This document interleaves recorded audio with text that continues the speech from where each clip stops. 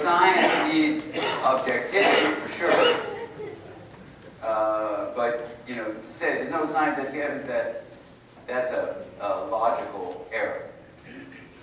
Because you can't measure something in numbers doesn't mean it's not real. So subjective experience is real. All right, so that's the second thing. We have awareness, we have subjective experience. And so there's a long story behind this, but I'm just going to get to the statement. So for lots of different things I was doing with a bunch of different scientists years ago, 20 years ago now, they couldn't agree on what the mind was. It was the beginning, the decade of the brain, and they couldn't agree on what the mind was. So I offered them this definition so that the group wouldn't dissolve.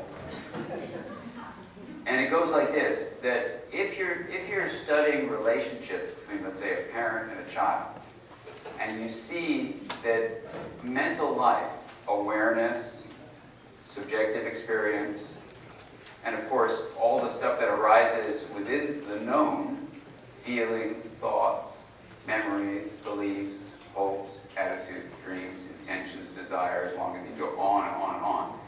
That's the known of the knowing. But even things that are not in consciousness influence us. It seemed to me that you could allow an anthropologist who studies relationships in culture to communicate with a neuroscientist who might study some similar process when a person's in a brain scanner. And what did they have in common?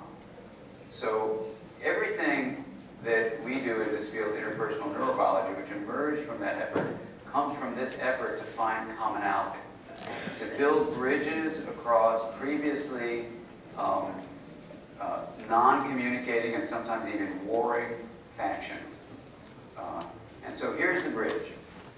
How an anthropologist can speak to a neuroscientist is if you look at the system as not being the system of neurons in the skull, but rather the change in time, which is called flow,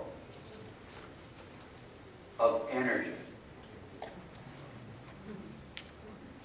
And sometimes a flow of energy has symbolic value, and when a swirl of energy has symbolic value, we call it information.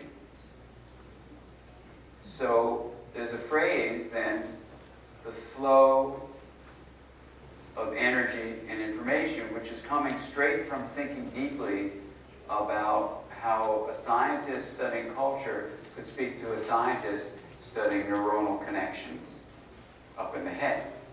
And what they share in common is energy and information flow. Does that make sense? So then you say, okay, well, big deal. What does that have to do with the mind? Well, if the system you're looking at is open and capable of being chaotic, so a system that's influenced by things outside of itself is called an open system. When that system is capable of random distributions of the elements of itself, that's called chaos. So when you have a system that's capable of chaos and open to things outside of itself, it's called a complex system. That's just the definition. You sound like kind of a definition nut.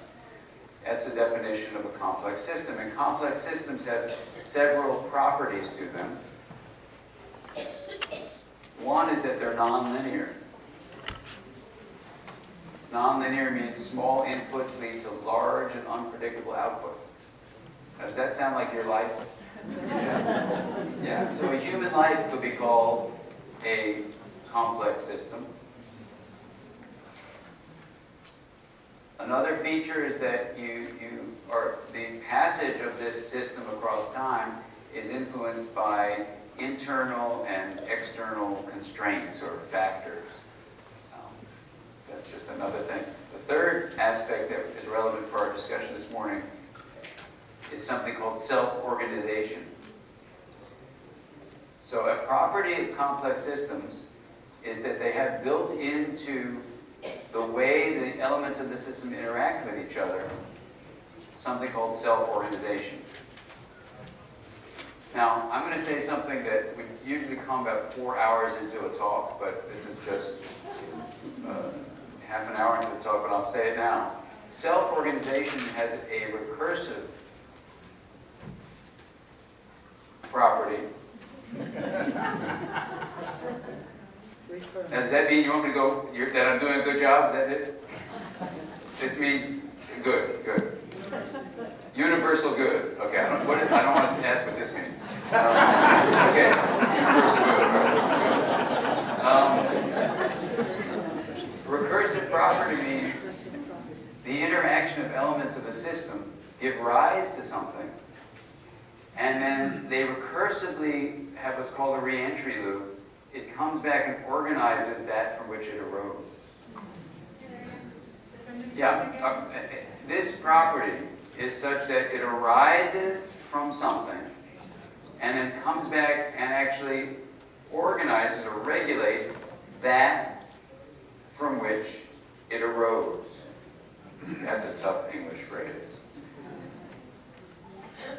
So what we have here is from the mathematics of complex systems, with physicists studying the way complex systems act in real life, with biological properties that are studied in terms of how the chemicals interact within both living and non-living systems. We have a suggestion that drawing on those branches of science, we should move to the branch of the study of the mind and talk about self-organization with the following proposal. That though the mind includes awareness, yes, which we'll talk about, the mind includes subjective experience, absolutely. We've described them, I don't know how to define them, but we can at least describe them.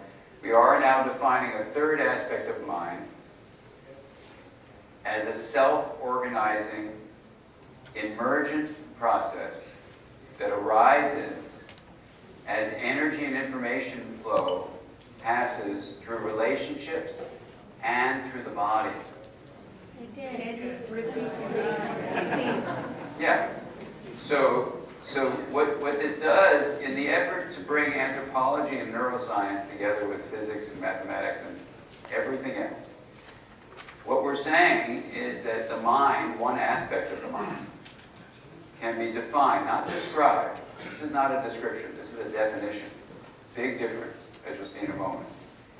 That the mind, one part of it, can be defined as a self-organizing, emergent process that regulates the flow of energy and information. That this is an embodied and a relational process. So the very long, full definition, which you never have to say again, is one aspect of the mind can be defined as a self-organizing, emergent, embodied, and relational process that regulates the flow of energy and information.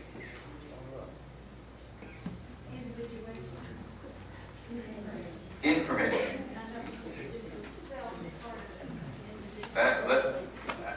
Someone's asked about the self. Let's hold off on that. That's a huge question about what the self is.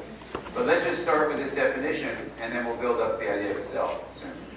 So, okay, so with this definition, first of all, you do something that gets, amazingly, people wanting to kill you. So let me share with you what I mean. I've been in two different settings. I'll tell you about one of them very recently. One was with a chairman of psychology, and we were going to spend 3 days together before this huge conference in Europe. And it was a think tank beforehand. So everyone was giving their little thing on what they did and all this stuff as we were just getting to know each other. And so I gave a little, 2-minute overview, including this definition. And he got really angry.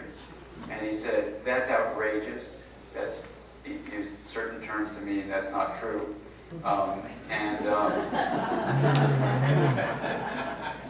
And he said, "That is so unscientific what you're doing." I said, "What's unscientific about what I'm doing?" He said, "You should never, ever use the term energy with anything that has to do with the mind." I said, "Excuse me?" He said, "Energy is unscientific concept that exists, that we thought forever. I'm a chairman of the Department of Psychology, he said, and I thought forever to have psychology be a hard science, and you are just turning science backwards. By talking about energy. This was like the first, half hour of this 3 days. I said, boy, you have a lot of energy around this.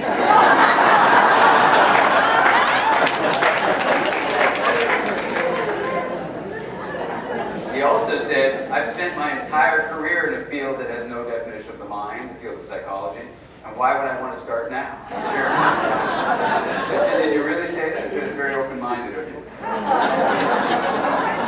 He really said these things. I mean, these are quotes, not paraphrasing. Anyway. So, why was he so upset? Well, I looked at him, I said, do you really mean to say that energy is not a scientific term? He said, absolutely. I said, isn't there something called E equals mc squared? Isn't like everything energy, including mass? He said, you probably are too young to know this. It's a great line to start with. My father always used that on me. No, I'm as old as you, Dad. Don't worry about it. He says, in the 70s, all those stupid popular books were written about energy psychology, and they've almost destroyed our field. And I'm not going to let it happen again with what you're doing.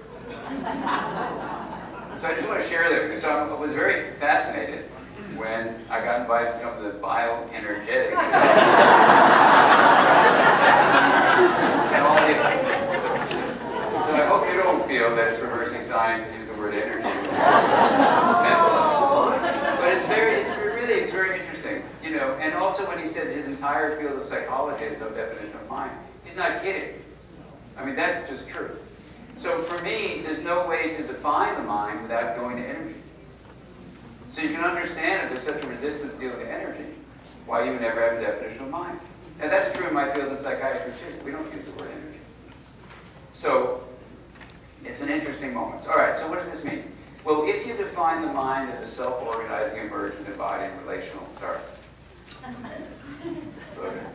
if you define the mind like we just did,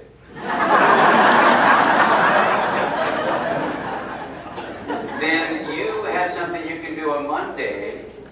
Maybe it's not any different from what you all do anyway, but the average psychotherapist can do something differently on Monday when they go back to work.